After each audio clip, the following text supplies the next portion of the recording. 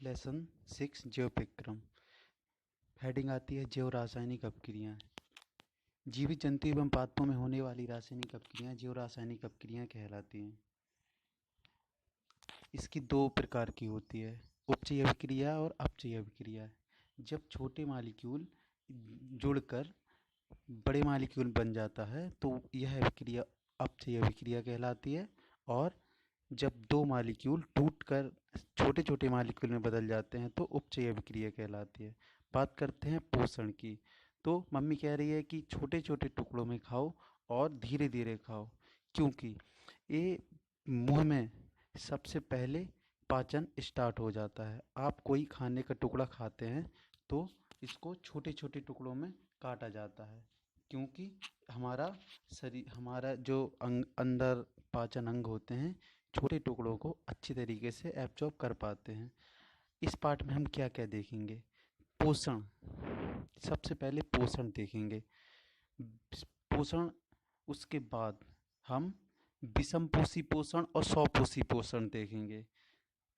हम हमारे मानव शरीर में जो पाचन अंग हैं उनके बारे में जानेंगे, और मनुष्य में पाचन किस प्रकार होता है इसके बारे में जानेंगे, और दांत हमारे पाचन में किस प्रकार से काम करते हैं इसके बारे में जानेंगे। पोषण सभी जीवों को जीवित रहने के लिए तथा शरीर में होने वाली विभिन्न उपापचयी क्रियाओं को करने के लिए ऊर्जा की आवश्यकता होती है। यह ऊर्जा भोजन से प्राप्त होती है। आपको कुछ जंतु दिखाई दे रहे हैं, ये सारे विषम पोषी पोषण हैं। ये अपना भोजन स्वयं नहीं बना पाते हैं जबकि दूसरों के ऊपर निर्भर रहते हैं। हिरन खाता है घास और शेर खाता है हिरन को।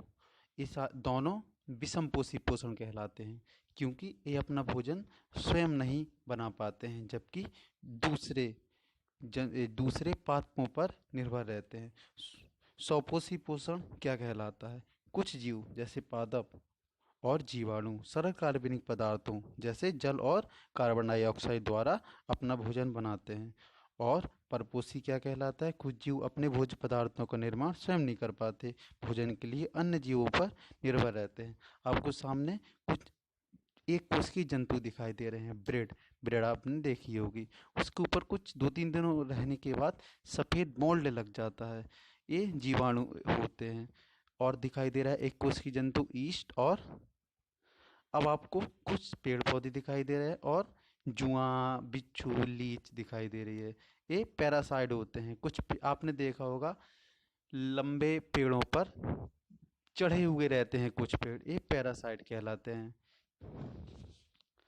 अब कुछ एक कोशिकीय जंतु किस प्रकार से अपना पाचन करते हैं? अमीबा, पैरामीशियम, एनिमल्स और ह्यूमन। ये दोनों अमीबा और पैरामीशियम एक कोशिकीय जंतु कहलाते हैं। अमीबा और पैरामीशियम पेड़ नहीं होते हैं, जंतु होते हैं, और सिर्फ इनमें एक कोशिका होती है, हमें अपनी आंखों से नहीं दिखाई देते हैं। हम इसमें देखेंगे अमीबा किस प्रकार से अपना पाचन करता है, भोज्य पदार्थों का ग्रहण करता है। इसके पास मुंह नहीं होता है, ये अपने जो बाहरी बॉडी सरफेस होती है, बाहरी शरीर से अपना पाचन करता है। ये किसी भी छोटे कीड़े को अपने शरीर के अंदर रख लेता है, और जैसे ही शरीर के अंदर ये आता है तो ये फूड वैक्यूल में बदल जाता है, और इसकी शरीर जो अच्छे पदार्थ होते हैं उसको एब्जॉर्ब कर लेते हैं, और जो खराब पदार्थ होते हैं उसको धीरे धीरे अपनी शरीर से बाहर निकाल देते हैं। इस प्रकार से अमीबा का डाइजेशन हो जाता है। अब बात करते हैं पैरामीशियम की। चप्पल के आकार का पैरामीशियम होता है। इसके शरीर के बाहर और झाड़ू के आकार के सीलिया होते हैं, और इस सीलिया के संपर्क में जैसे ही कोई जंतु आता है, छोटा जंतु आता है, तो इस सीलिया शरीर के अंदर इस जंतु को ले जाते हैं, और जैसे ही इस शरीर के अंदर ये जंतु चला जाता है तो पैरामीशियम इस जंतु को अपने अंदर घसीट लेता है, और इसको ये फूड वैक्यूल में बदल जाता है। और इसके अपने पैरामीशियम अपने भोज्य पदार्थ के अच्छे पदार्थों को अवशोषण कर लेता है, और जो बेकार पदार्थ होते हैं उसको बाहर निकाल दे रहता है। अब आपको दो जंतु दिखाई दे रहे हैं, इंसान और घोड़ा। तो इन दोनों में मनुष्य में किस प्रकार से पाचन होता है? मनुष्य का पाचन मुंह से स्टार्ट हो जाता है और गुदा द्वार तक रहता है।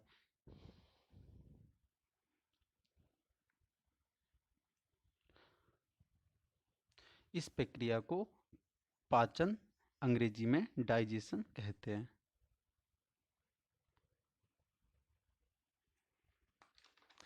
और डाइजेशन से जो एनर्जी प्राप्त होती है उन्हें हम विभिन्न कार्यों में, जैसे दौड़ने में, साइकिल चलाने में, तैरने में, चलने में प्रयोग कर सकते हैं।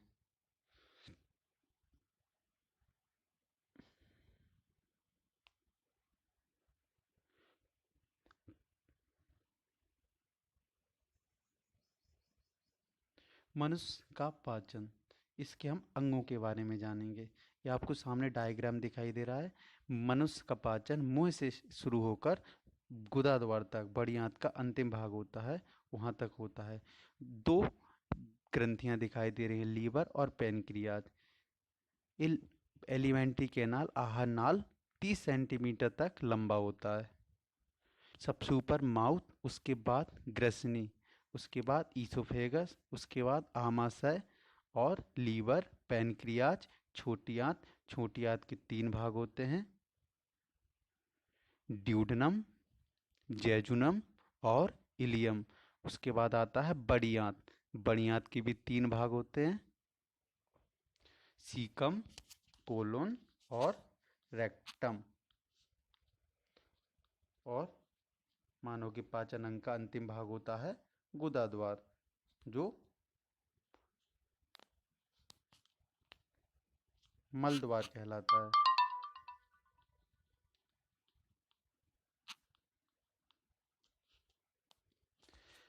अब आप एप्पल खा रहे हैं तो एप्पल मीठा लग रहा है।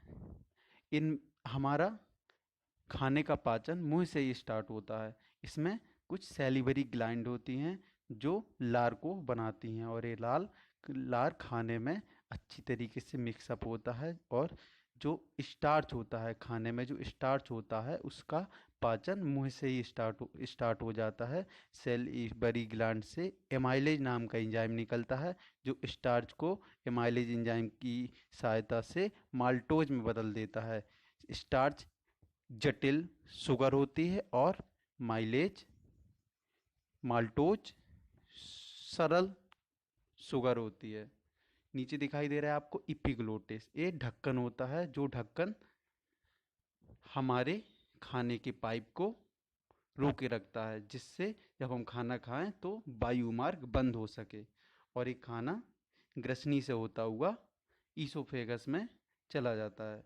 ईसोफेगस में एक लंबा पाइप होता है। यहाँ पर भोजन का पाचन तो नहीं होता है, लेकिन ये ट्रांसफर के लिए प्रयोग होता है। मुंह से खाना हमारा आमाशय तक ईसोफेगस के द्वारा जाता है, और इस अभिक्रिया जो क्रिया होती है उसे संकुचन क्रिया कहते हैं। अब एक खाना आमाशय के ऊपर एक बाल्ब लगा रहता है, जो खाना जब आता है तो ये बाल्ब खुल जाता है, और जैसे ही खाना आमाशय में पहुंच जाता है तो बाल्ब बंद हो जाता है। अब यहाँ पर अभिक्रियाएं होती हैं। आमाशय की अंदर की बाल से दीवार से कुछ एंजाइम निकलते हैं, जैसे गैस्ट्रिक एंजाइम। और गैस्ट्रिक एंजाइम में HCl हाइड्रोक्लोरिक अम्ल होता है, पेप्सिन होता है, रेनिन होता है और लाइपेज होता है। HCl का क्या कार्य होता है? हम कभी कभी खाने के साथ जीवाणु को भी खा सकते हैं। तो जैसे ही हमारे जीवाणु हमारे आमाशय में आता है, तो इसको आमाशय में HCl खत्म कर देता है। और जो हम खाने के साथ प्रोटीन खाते हैं, तो पेप्सिन नामक एंजाइम प्रोटीन को पेप्टोन्स तथा प्रोटियोज में बदलता है। अब कार्य आता है रेनिन का। छोटे बच्चे दूध पीते हैं तो उसमें मिल्क प्रोटीन होता है, मिल्क प्रोटीन पर रेनिन काम करता है। और अगला एंजाइम आता है gastric lipase. Lipase enzyme fat को फैटी एसिड में बदलता है। ये तीनों एंजाइम आमाशय मतलब पेट में होते हैं, और जब आमाशय में खाना पच जाता है तो ये काइम में बदल जाता है। और अब ये खाना जाकर छोटी आंत के पहले भाग ड्यूडेनम में पहुंचता है। ड्यूडेनम में इस खाने का पाचन होगा। यहाँ पर दो प्रकार के एंजाइम आते हैं। बाइल, बाइल लीवर में बनता है। सबसे ऊपर आपको लाल कलर का स्ट्रक्चर दिखाई दे रहा है, ये लीवर कहलाता है। यहाँ पर बाइल बनता है और उसके नीचे छोटा सा पाइप दिखाई दे रहा है, वो गॉल ब्लेडर कहलाता है। और यहाँ पर हिंदी में पित्ताशय कहते हैं। बाइल लीवर में बनता है और पित्ताशय में जमा होता है, और जब हमारी ज़रूरत होती है तो ये बाइल हमारे छोटी आंत के पहले भाग ड्यूडेनम में पहुंच जाता है, और ये जो हम तेली पदार्थ खाते हैं, तेल वाले पदार्थ खाते हैं, उसको तोड़ता है और उसका पाचन कराता है। जब हमें पीलिया हो जाता है तो जब बाइल ज़्यादा हमारे लीवर से ज़्यादा निकलता है तो हमें पीलिया हो जाता है। अब आता है बगल में पैनक्रियाज दिखाई दे रहा है। पैनक्रियाज में ट्रिप्सिन और लाइपेज नाम के एंजाइम होते हैं। लाइपेज फिर से फैट को पाचन करेगा। अब ये खाना छोटी आंत में चला जाएगा और इलियम में चला जाएगा।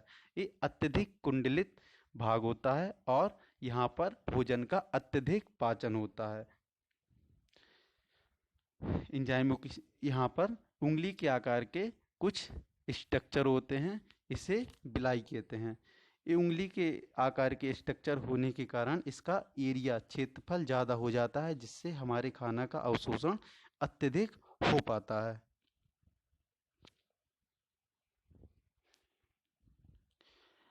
बिलाई में जो छोटी आंत के इलियम भाग में अत्यधिक उंगली के आकार के स्ट्रक्चर होते हैं, जिसे बिलाई कहते हैं, और इसमें रक्त की बहुत ज़्यादा सप्लाई होती है, जिससे खाना का अवशोषण होता है और डायरेक्ट हमारे ब्लड में, खून में इसका अवशोषण अच्छे पदार्थ पहुंच जाते हैं। मनुष्य में पाचन अंग आहार नाल छोटी होती है, जबकि घोड़े में बड़ी होती है। क्यों होती है? क्योंकि घोड़े को घास खाना है और उस घास में कम से कम पाचक पदार्थ हैं, जिससे उन्हें अवशोषण करने में कमी होती है। इसलिए उनकी एक कैनाल सारे पाचन अंग ज़्यादा बड़े होते हैं, जिससे वो ज़्यादा से ज़्यादा भोजन को अवशोषित कर पाएँ।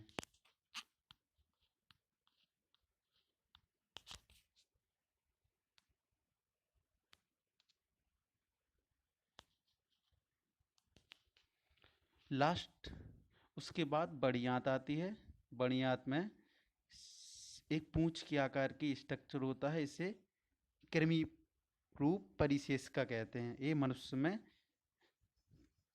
कार्य नहीं करती है और ये अवशोषी अंग कहलाती है, जबकि गाय में कृमि रूप परिशेषका अंग काम करता है। बड़ी आंत का लास्ट भाग होता है रेक्टम, और यहाँ पर अपचित भोजन स्टोर रहता है, और जब इस भोजन को निकालना होता है, अपचित भोजन को निकालना होता है, तो रेक्टम से हम बाहर निकाल देते हैं। अब सवाल आता है, क्या लार हमारे दांतों को खराब करती है? देखते हैं। लार में बफरिंग एक्शन होता है। अब देखिए, आपने टॉफ़ी खाई तो दांतों के अंदर कुछ मीठापन रह गया, जिससे बैक्टीरिया आएगा और इस मीठे को खाएगा, जिससे हमारे दांतों में कैल्शियम और फॉस्फेट रह जाएगा, जिससे हमारे दांत खराब होंगे। इसलिए लार जो होती है, लार हमारे दांतों की रक्षा करती है इन बैक्टीरिया और वायरस से। इसलिए हमारे दांतों के लिए लार बहुत आवश्यक है।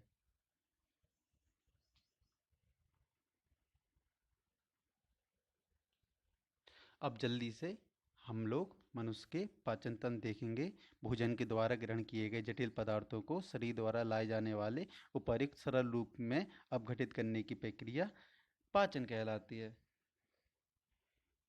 पाचन तंत्र में भोजन का पाचन विभिन्न प्रकार के एंजाइमों की सहायता से होता है, और इन एंजाइमों का स्रावण इसी पाचन तंत्र में उपस्थित पाचक ग्रंथियों से होता है। ये आपको स्टमक दिखाई दे रहा है। स्टमक से खाना पहुंचा छोटी आंत में। छोटी का पहला भाग होता है ग्रसनी, ग्रहणी, बक्कल कैविटी। बक्कल कैविटी से खाना पहुंचा ईसोफेगस में, और ईसोफेगस से खाना पहुंचेगा आमाशय में। आमाशय से खाना पहुंचेगा छोटी आंत में, और छोटी आंत से खाना पहुंचेगा बड़ी आंत में। बड़ी आंत का अंतिम भाग होता है रेक्टम, उसके बाद एनस।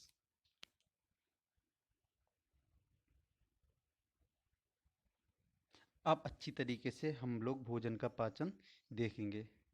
ये आपको लीवर दिखाई दे रहा है, ये आपको पैनक्रियास दिखाई दे रहा है। ये दोनों पाचक ग्रंथियां होती हैं। अब मुंह में किस प्रकार से पाचन होता है इसके बारे में जानेंगे। आपने ब्रेड का टुकड़ा खाया, तो ये ब्रेड का टुकड़ा हमारे मुंह में अच्छी तरीके से छोटे टुकड़ों में बटेगा और लार से अच्छी तरीके से मिक्स होगा।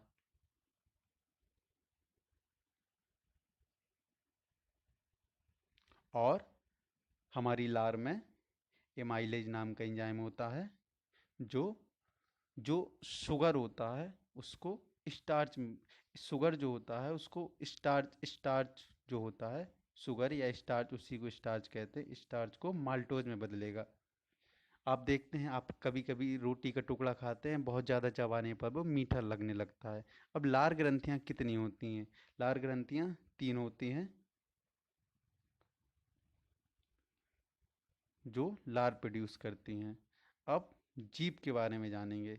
जीभ एक मांस का अंग होता है जो हमारे पीछे की ओर जुड़ा रहता है, गालों से तथा ओंठों से घिरा रहता है।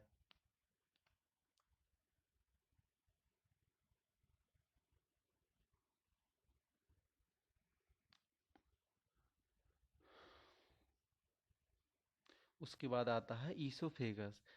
मुंह, तो मुंह के बाद आता है एक भाग ग्रसनी, जो विंड, हवा के लिए और खाने के लिए कॉमन पाइप होता है। ग्रसनी के बाद ये 2 पाइप में बदल जाता है, और एक ढक्कन होता है, उसको इपीग्लोटिस कहते हैं, जो खाने वाले पाइप के ऊपर लगा रहता, हवा वाले पाइप के ऊपर लगा रहता है। जब खाना जाता है तो ये हवा वाला पाइप बंद हो जाता है। उसके बाद खाना जाता है स्टमक में। अब असली पाचन खाने का यहाँ पर होगा। स्टमक को आप लोग पेट भी कहते हैं, और अंदर की वाल से गैस्ट्रिक एंजाइम निकलेंगे। क्या क्या निकलेगा? एचसीएल निकलेगा, लाइपेज निकलेगा, पेप्सिन निकलेगा। एचसीएल का क्या क्या कार्य रहता है? खाने को अच्छी तरीके से पचाना। जो भी हम, अगर कुछ कीड़े आ गए, एक कोश की जंतु, बैक्टीरिया, तो उसको ख़त्म करना। और एंजाइम होता है लाइपेज, जो फैट को, तेली पदार्थों का अवशोषण करता है। लाइपेज। पेप्सिन एंजाइम प्रोटीन का पाचन करता है। उसके बाद खाना आमाशय से खाना जाता है छोटी आंत का पहला भाग ग्रसनी, इंग्लिश में ड्यूडेनम होता है। यहाँ पर पैनक्रियाज, अग्न्याशय का श्रावण होगा, और यहाँ से लाइपेज एंजाइम निकलेगा। अब अपन लोग लीवर का काम देखेंगे। ये आपको लीवर दिखाई दे रहा है। लीवर से बाइल बनता है। एक क्वेश्चन आता है, बाइल का इमल्सिफिकेशन तो क्या कहलाता है? लीवर से बाइल निकलेगा। लीवर से बाइल निकलेगा। बाइल बनता कहाँ है? लीवर में बनता है। लीवर से बाइल निकलेगा और गाल ब्लेडर में इकट्ठा होगा और जाकर ड्यूडेनम में काम करेगा। नीचे एक आपको पत्ती के आकार का एक स्ट्रक्चर दिखाई दे रहा है, वो पैनक्रियाज कहलाता है, अग्न्याशय कहलाता है। यहाँ से कुछ एंजाइम निकलेंगे, लाइपेज और पेप्सिन। लाइपेज एंजाइम जो तेली पदार्थ होते हैं उसको तोड़ता है, और पेप्सिन एंजाइम प्रोटीन को तोड़ता है, और एक खाना पहुंचकर छोटी आंत में जाता है। छोटी आंत में बिलाई, उंगली के आकार के स्ट्रक्चर होते हैं जो बिलाई कहलाते हैं। यहाँ पर खाने का अत्यधिक अवशोषण है। अवशोषण मतलब जो अच्छे पदार्थ होते हैं खाने के, वो हमारे सीधे ब्लड में पहुंच जाते हैं।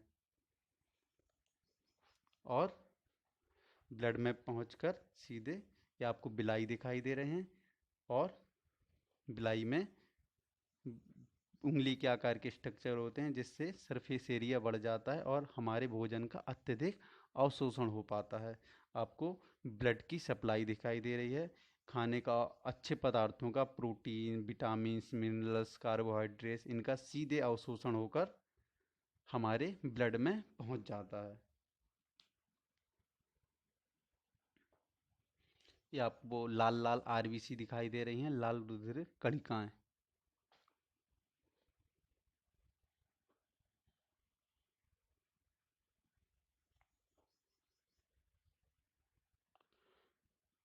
अब खाने का पाचन हो चुका है।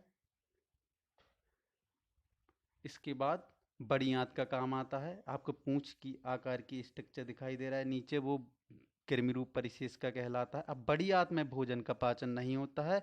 यहाँ पर जो खाने में पानी रह गया है और कुछ साल्ट रह गए हैं, उसका अवशोषण होगा, क्योंकि हमें अपने शरीर से पानी का, कम से कम पानी को बाहर निकालना है, इसलिए पानी, अत्यधिक पानी का अवशोषण होगा।